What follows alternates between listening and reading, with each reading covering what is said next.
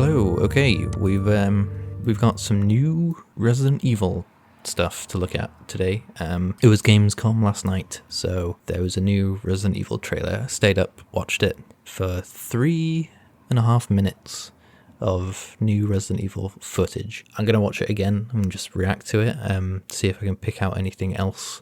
There's not a whole lot here, I'll be honest, but we'll go through it. We'll watch it. Okay, we'll see. We'll see what it's like. Okay.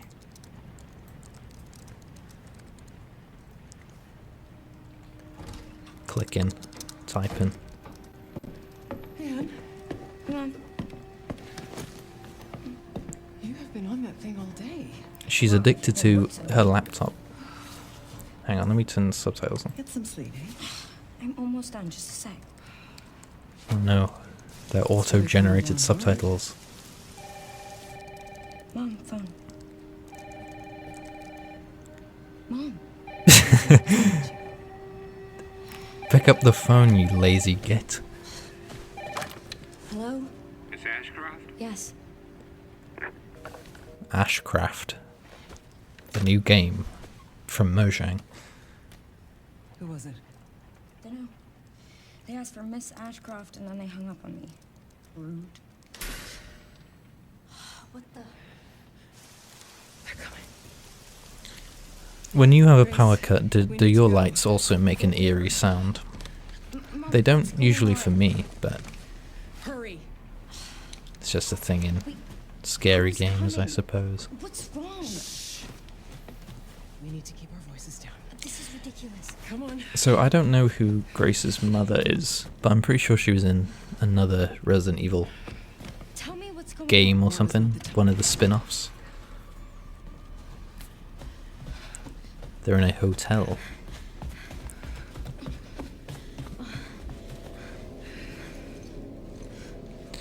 The game looks really nice visually, but they always do. Stay close. Mom, wait. Grace, keep moving. I don't know if I'm going to play this in first person or third person yet. I don't know. Who's that? The first person looks nice. Oh, It's more immersive, isn't so it? sorry about the power outage. Who's What this happened? geezer? It's really no excuse, and I apologize for the inconvenience. Oh, no, it's fine. So this is from the beginning of the game, I'm assuming, and they're kind of cutting around a little bit. A villain. Come on in here, Grace. Grace, look at me. Grab my hands. Okay, look at me. Look at me. In. I like the idea of Grace being a lot more like sensitive than the other protagonists. Oh, Grace. I think that's a fun twist. I promise you, I will explain this all to you one of these days.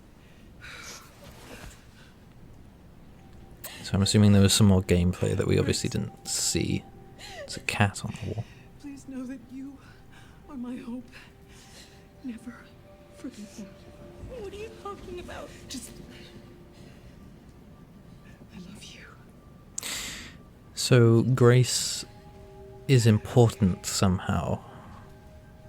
Mom, I'm scared. No. We need to find a way out of here now. We don't have any of our stuff. We can come back for it later, Grace. Why would that be your first concern? I don't have my laptop. Cool. Okay, so we got some slight gameplay. Not much. Just walking around. Yeah, interesting with this serial killer man. It's not really, that doesn't strike me as being like particularly Resident Evil-y, but he's clearly like infected with something, right? I don't know. Is he supposed to be someone that we know? We literally have an IGN video. It was posted 30 minutes ago. There was an embargo. There's a gameplay demo at Gamescom, and I guess the embargo is lifted this morning. So, or at 12 o'clock, I suppose, in the UK. So, let's have a look at this. See what this is like. Ew. I don't like it.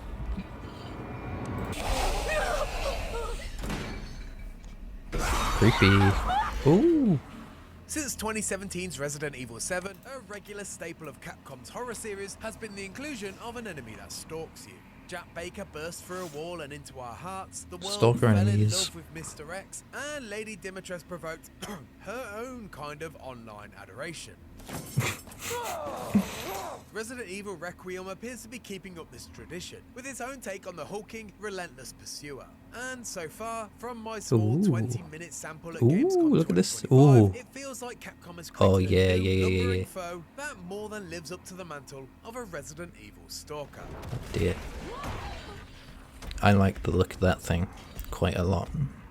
The short demo takes place at the Rhodes Hill Chronic Care Centre and stars our latest protagonist, Grace Ashcroft, who creeps through the dimly lit and suitably spooky setting, armed only with a lighter and glass bottles. While I expect that combat will be a part Glass of the full game, bottles? there were no firearms to be seen in this demo, so there's an inherent interesting. emphasis on caution while creeping around the clinic's handful of rooms and single long connecting hallway. And if you think that sounds like an incredibly small location to explore, well, you're right. My sample of Requiem lacked any real kind of exploration and was largely a task of collecting item A to open item B, which allowed you to get item C and so forth. I'm a bit worried about that because Village was like that a lot. It was very linear. All sounds simple enough, right? Well, in classic survival horror fashion, your uneasy confidence is quickly jump scared out of existence upon the arrival of the See, because I don't just want it to be just a haunted house ride, you know, just walking through. In her words, a hulking claw lurches into frame to manhandle the corpse. The camera lifts just as the creature plunges its teeth into the zombie's skull, both demonstrating the beast's That's sheer pretty mass spooky. and how it has little consideration for the iconic fodder of the series. This new stalker is Lady D. Tall, with the frame of Resident Evil's Lisa Trevor and the vice-like jaw of a Wendigo. She has bulbous eyes, claws for hands, and a Quasimodo-like posture. A vice-like jaw of a Wendigo. Stalker, like its recent What would you know relatives, is about- persistent, reacting to How the would you know sounds, that? sights, and smells of Grace.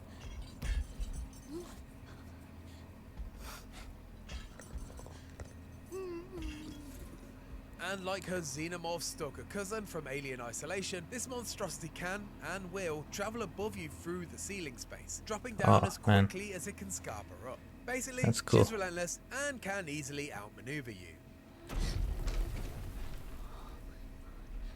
It looks really spooky too. I like that design. Ooh, Fortunately, hello. there are a few tools in Grace's arsenal that can help you survive, though. The first A being bottle. the aforementioned glass bottle. As you might expect, they're primarily Throw it to used as a distract. distraction tool, drawing the stalker's I attention know to how the these other things end of go. the hallway and buying you time to slip past. It can also, in theory, be used as a weapon, although I'm not sure I'd recommend it. As with most stalking enemies, you can't kill or even damage Grace's pursuer. I wonder how Grace's much of most the game valuable this will weapon, though, be. as you might have gathered by now, is sneaking. While crouching, you are afforded some moments of mercy as you take advantage of whatever small pockets of space you can find, be that under tables or behind corners. It's a useful skill, particularly in the nurse's station room, when drawing the attention of the beast is inevitable due to a scripted sequence. It does, however, only buy you a moment to slip by, and even when you reach a safer spot, flicking open your lighter to illuminate the darkness will draw the stalker's attention back to you. Creep as much as you wish, but your pursuer is always hot on your heels, no matter how carefully you tread. I think I will play this in first person. I think it just seems a lot more immediate and a lot more spooky. Interestingly, this new enemy type does have an Achilles heel though.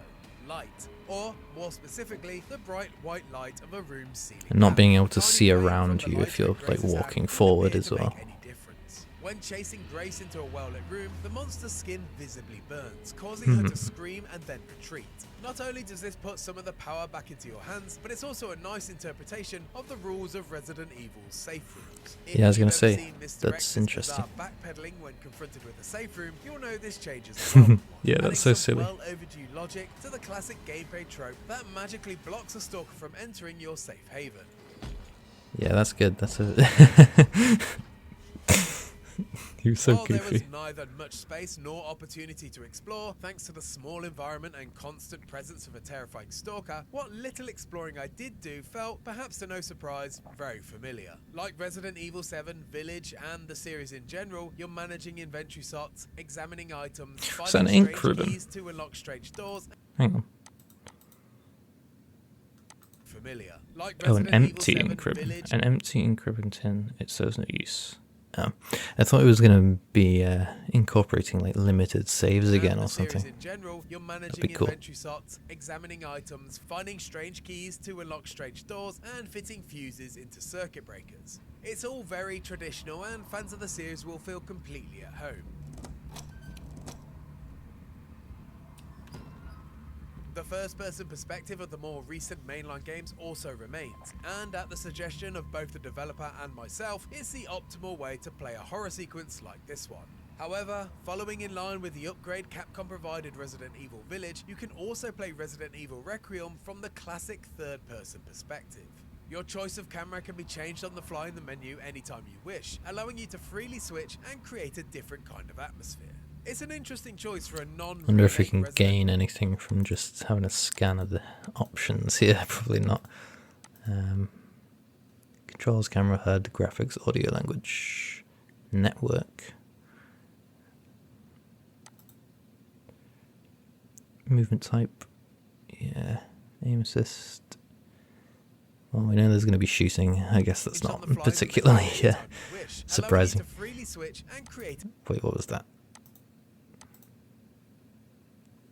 Yeah, that's camera to speed. freely switch and create a different kind of atmosphere. It's an interesting choice for a non-remake Resident Evil game, and certainly doesn't feel like an afterthought, even though it may cynically appear to be at first. I think I will play it in first person for something like this. Perhaps only a AAA budget game can, both viewpoints are extremely well designed, with moments tailored for each experience to maximize the player's fear. In first person, the stalker looms larger and feels significantly more imposing, with the restricted field of vision allowing for scripted scares to have more impact. During the demo, you're forced to make some noise by moving a cart across the room to create a step to reach your next item of importance. With the more focused first-person viewpoint, mid-action you're treated to a giant, claw-shaped signifier of the beast's impending arrival scraping past the window. Spooky stuff. And one that loses its power when your hyper-specific point of view is opened up wide by a third-person Yeah, this is what I was going to say. Yeah. It's clear, though, that Capcom is aware of this, and has made effort to maintain its scares despite your viewing preference. That's interesting. And in that short gameplay slice, that ethos was perfectly demonstrated. In first person, just after the stalker's introduction, you simply turn around to smoothly run down a hallway as fast as you can, leaving the stalker in your wake. And it's only the sounds of her shambling that follow that remind you that you're actually in danger. It's a coming. In third person, however, perspective-specific animation She's so slow. stumble and fall, building up the tension Oh. to make up for the reduced level of threat produced by the wider vision-granting. It's a lot of effort. It's It's a hell of a lot of and effort. something I'm hoping to see a ton more of in the full game, hopefully providing ample amounts of horror despite your perspective preference.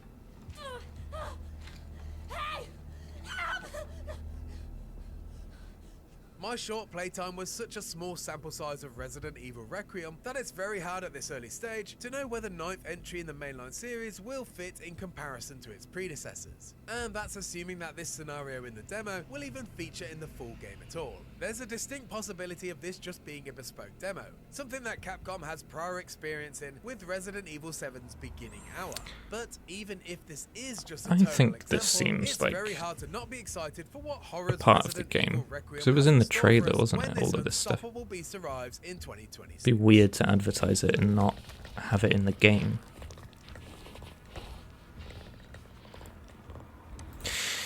Interesting.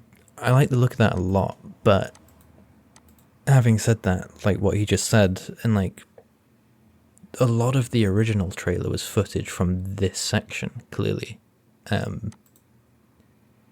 So as I said with my first like video talking about it, like I am worried that they're keeping a lot of things secret, but I'm worried that it will just do like a complete 180 and it'll go, you know, this kind of scarier, spookier, more atmospheric stuff is only like a small part of fraction of the game.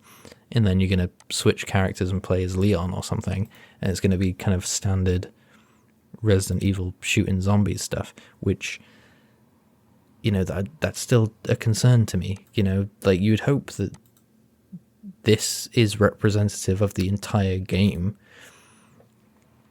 but, you know, it wouldn't be out of character for a game company to advertise their game falsely, as it were, you know. And it is funny that there's clearly so much that they're keeping hidden, because a lot of this demo is clearly stuff that we've seen in the original trailer for the game. There's not a whole lot else that we've seen from the game, and that's a good thing, because I don't want it being spoiled.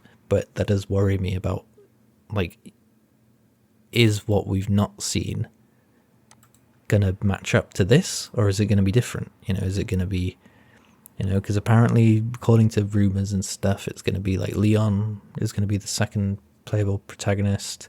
There's most likely definitely going to be a second playable protagonist, and it's going to, they've said that they're going to have both horror and action. So all of this creeping around and being stealthy and stuff, it's not necessarily going to be the whole game. Well, most definitely won't be the whole game. But I like the look of this. I like the look of all this. I just really hope that it has a lot of this. You know, if it's only like an hour or two of the game, and then the rest of it is Leon stuff, it's going to be a bit disappointing. So I'm still optimistic, and I like everything that I've seen, but I just can't get that idea out of my head that they're keeping things hidden, and the things that they're keeping hidden are going to be the majority of the game, and those things are going to be the things that I don't like.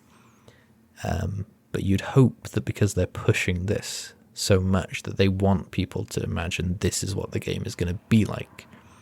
Otherwise, it'd be false advertising, wouldn't it? You know, if it turned into more of a Resident Evil 4 type of shooter after the first couple hours, that'd be some pretty big false advertising.